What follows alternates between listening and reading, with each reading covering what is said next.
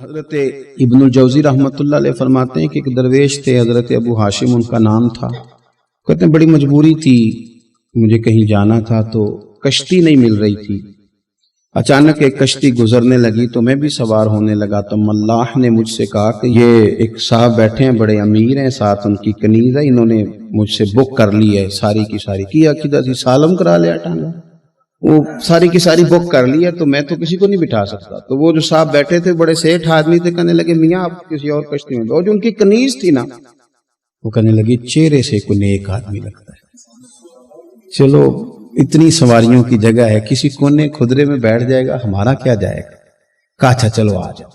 کہتے میں کونے میں بیٹھ گیا، تھوڑا رستہ آگے گیا، انہوں نے کھانے کا سامان نکالا، مجھے بھی کھلایا، لیکن کھاتے کھاتے میری نظر پڑی تو اس میں تو شراب کے برتن بھی تھے معاذ۔ پھر اس شخص نے کھانا کھانے کے بعد اس کنیز سے کہا کہ مجھے معاذ اللہ گانا سناؤ۔ وہ گانے گانے لگی، یہ میری طرف متوجہ ہونے لگا، مجھے کہنے لگا سنو، میں نے کہا میں یہ نہیں سنتا۔ پھر میری طرف شراب بڑھائی، میں نے کہا میں نہیں پیتا۔ تو کہنے لگا تو کیا سنتا ہے، تو کیا سنتا ہے؟ تو کہنے لگے میں سناؤں کیا سنتا ہوں؟ کہا سنائیے۔ فرماتے میں نے قرآن پاک پڑھنا شروع کر دیا۔ کچھ لوگ، میں آپ کو یقین سے کہتا ہوں، کچھ لوگ ایسے ہیں جن کی زندگی دور گزر گئی ہے مسجد سے، انہیں کو بندہ چاہیے جو تھوڑا سا جا کے پیغام حق سنائے۔ یعنی ان کو پتہ ہی نہیں ہے کہ دین میٹھا کتنا ہے، حسین کتنا ہے، قرآن میں چاشنی کتنی، سرکار کی تعریف کا، نعت خوانی کا رنگ کتنا شاندار ہے۔ میرا یہ ماننا ہے کہ جسے رب رسول کے رنگوں کی خوشبو کا پتہ چل گیا نا، پھر دنیا کا کوئی اور رنگ اسے اپنی طرف مائل کر ہی نہیں سکتا، سوال ہی پیدا نہیں ہوتا۔ کچھ لوگوں نے سونگا نہیں ہے، آئے نہیں ہیں، قریب نہیں آئے۔ تو شیخ ابو ہاشم کہتے ہیں مجھے کہنے لگا سناؤ نا، امیر آدمی تھا، کبھی اس طرف گیا ہی نہیں تھا، ڈھیروں لوگ ہیں جو نئی مسجد جاتے، الہاکم التکاثر حتی زرتم المقابر۔ اللہ فرماتے ہیں کہ تمہیں دولت کی ہرس نے اتنا عجیب الجھا دیا کہ قبروں تک پہنچ گئے۔ تم بہت سارے لوگ ہیں قبر میں چلے جاتے ہیں، مسجد میں نہیں آتے۔ تو کہتے ہیں میں نے اسے چند آیتیں سنائیں، اس کی تو کیفیت ہی بدل گئی۔ کہنے لگا مولانا زندگی بڑی گناہوں میں گزری ہے، اب توبہ کر لوں تو مالک معاف کر دے گا؟ کارنامے خطرناک ہیں، پیچھے رجسٹر کالا سیاہ، معافی ہو جائے گی۔ دولت بڑی تھی تو پھر ہم نے بھی شراب کباب شباب میں اڑا دی ساری، معاف کر دے گا؟ تو کہتے ہیں میں نے کہا ہو بندے کے آنے کی دیر ہے، اس کی رحمت تو فوراً ہی قبول کر لیتی ہے۔ ویسے بھی عدل کریں تے تھر تھر کمبن، اونچیاں شانہ والے تجھے فضل کریں تے پھر تے بخشے جامن میرے جے منہ کالے۔ کہتے اس نے اس کنیز کو آزاد کیا، دولت اللہ کی راہ میں خیرات کی، 40 سال میرے ساتھ رہا۔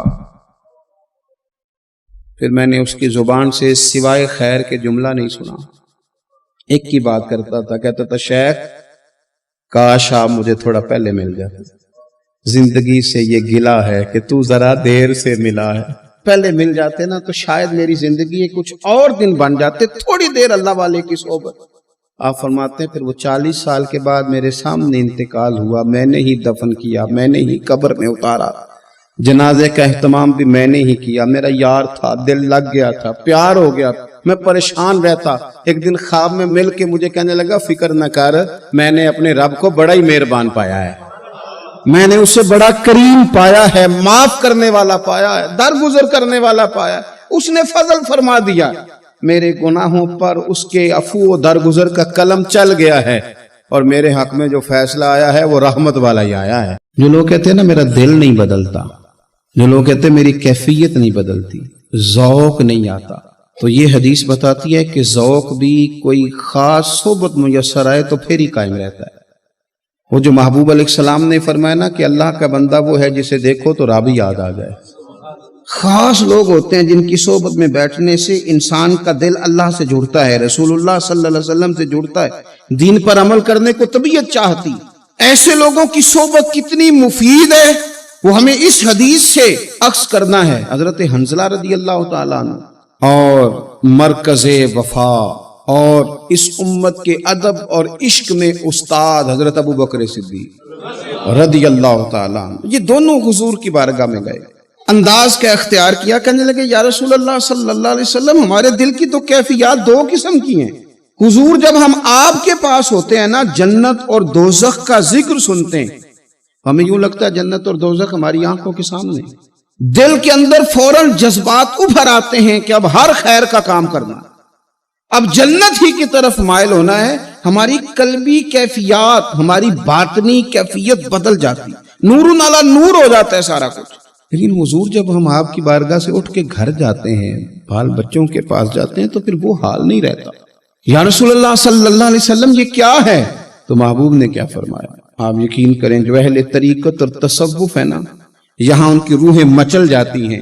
حضور فرمانے لگے حالت ایک طرح کی نہیں رہتی، ہاں اگر تمہاری وہی حالت رہے جو تمہاری میرے پاس ہوتی ہے، اگر کیفیت باطنیہ وہی رہے جو میری بارگاہ میں ہوتی ہے، تو فرمایا تم بستروں میں موجود ہو اور فرشتے آ کے تم سے سلام کریں، تم ابھی رستوں میں ہو اور فرشتے تم سے ملاقات کریں، اگر تمہاری کیفیت وہ بن جائے جو یہاں ہوتی ہے، اگر تم اسی پر جم جاؤ، وہی حالت ہو جائے، تو پھر تو فرشتے گویا آئیں تمہاری زیارت کے لیے، تمہاری ملاقات کے لیے فرشتے آئیں۔ اگر کیفیات بدل جائیں کسی اللہ کے بندے کی بارگاہ میں بیٹھ کر، تو پھر اس کیفیت کو برقرار رکھنے کی کوشش کی جائے، اگرچہ حضور نے فرما دیا کہ کیفیات ایک جیسی نہیں رہتی۔